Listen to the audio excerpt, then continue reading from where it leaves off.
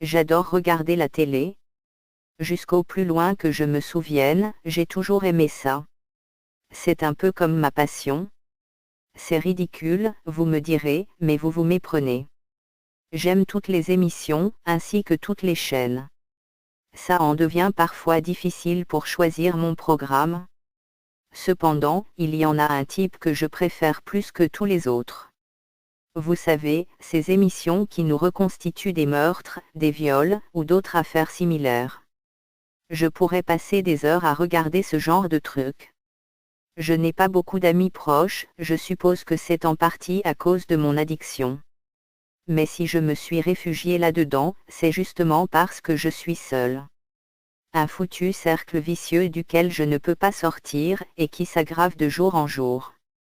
Mais au fond, je supporte plutôt bien cette solitude, je m'y suis fait au fil des années.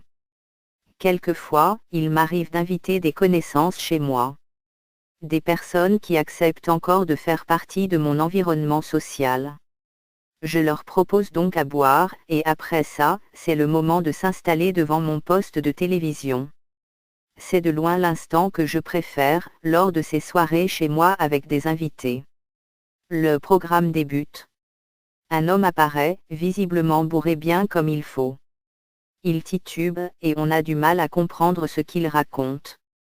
Et puis, il rejoint une fille à l'autre bout de la salle dans laquelle il se trouve, une cuisine visiblement.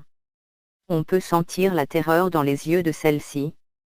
L'homme se rapproche d'elle de plus en plus, d'un air menaçant, les yeux rougis sans doute par une drogue, toujours en titubant lourdement.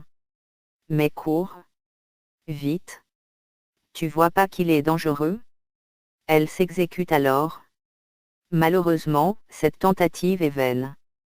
Elle remarque qu'elle ne peut pas s'échapper de la pièce. On ressent sa panique. L'homme se jette sur elle, lui assène quelques coups violents au visage et se met à l'étrangler.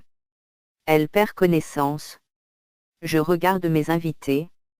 J'espère qu'ils apprécient la soirée. En tout cas, ils ont l'air vraiment envoûtés par le programme. L'homme se met à arracher les vêtements de la fille, d'une façon plus que bestiale. Ensuite, il la viole. Et puis, c'en est fini. L'homme saisit un couteau qui traînait sur la table à proximité d'eux, il égorge la fille. Son sang coule à flot, faisant une énorme tache sur le sol.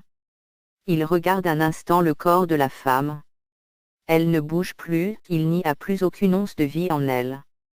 Il se met à trembler, et à regarder ses mains. Je crois apercevoir des larmes couler sur les joues de l'homme.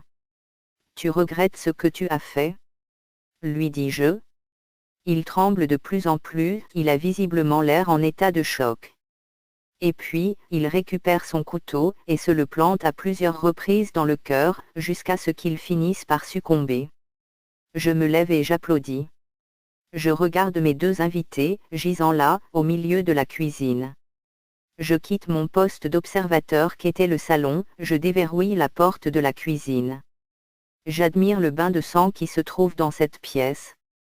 Tous les recoins ont été éclaboussés, la table, le carrelage, les murs, la baie vitrée séparant la cuisine du salon.